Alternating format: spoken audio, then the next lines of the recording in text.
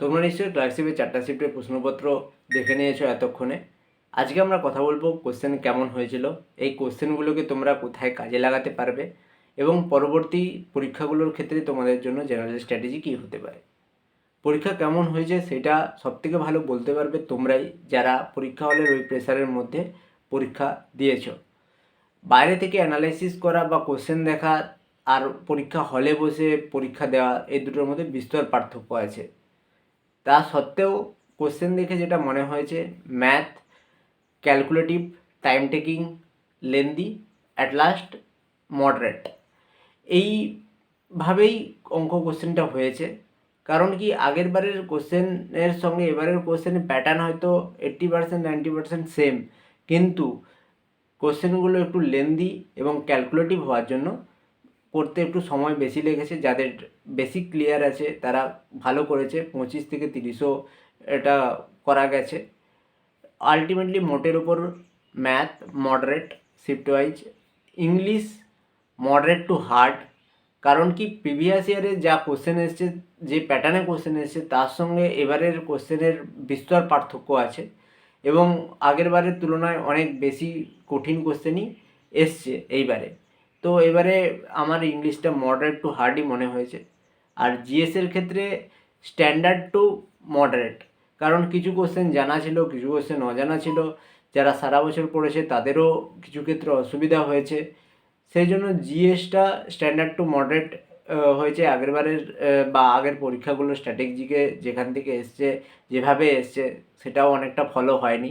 মোটের উপর যদি বলা হয় ম্যাথ, ইংলিশ, জিএস তিনটে মিলিয়ে, তাহলে কোশ্চেন মডারেট টু হার্ড হয়েছে। আর কোশ্চেন মডারেট টু হার্ড হওয়া মানে এটা ধরে নেওয়া যেতে পারে যে কাট অফও হয়তো একটু কম হতেই পারে। আর ভ্যাকেন্সি আগের বারের তুলনায় মোরলেস একই ধরনের হওয়ার সম্ভাবনাও বেশি।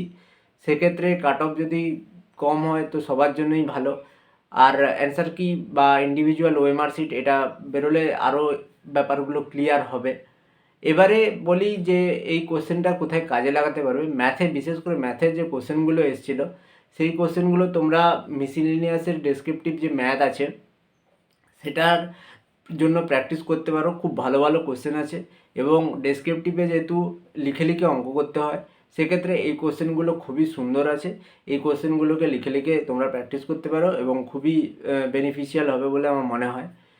এবং পরবর্তী যে পরীক্ষাগুলো আছে সেই পরীক্ষার জন্য জেনারেল স্ট্র্যাটেজি বলতে গেলে, এই প্রথম কথা, এই 4টে শিফটের যে কোশ্চেন সেগুলোটা খুব ভালোভাবে রিড করতে হবে।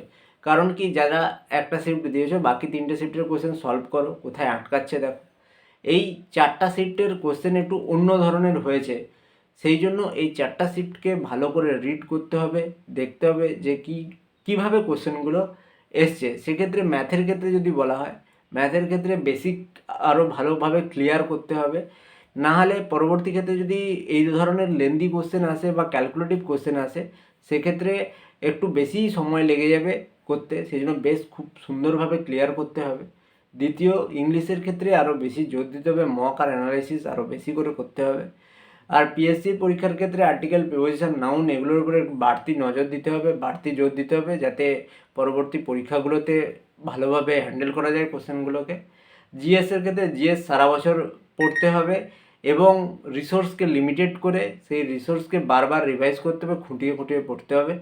তাহলে একটা মোটামুটিভাবে স্ট্যান্ডার্ড মেনটেন করা যাবে বলে আমার মনে হয় এবং পরবর্তী যে পরীক্ষাগুলো হতে চলেছে সেই পরীক্ষাগুলো ভালোভাবে হ্যান্ডেল করা যাবে।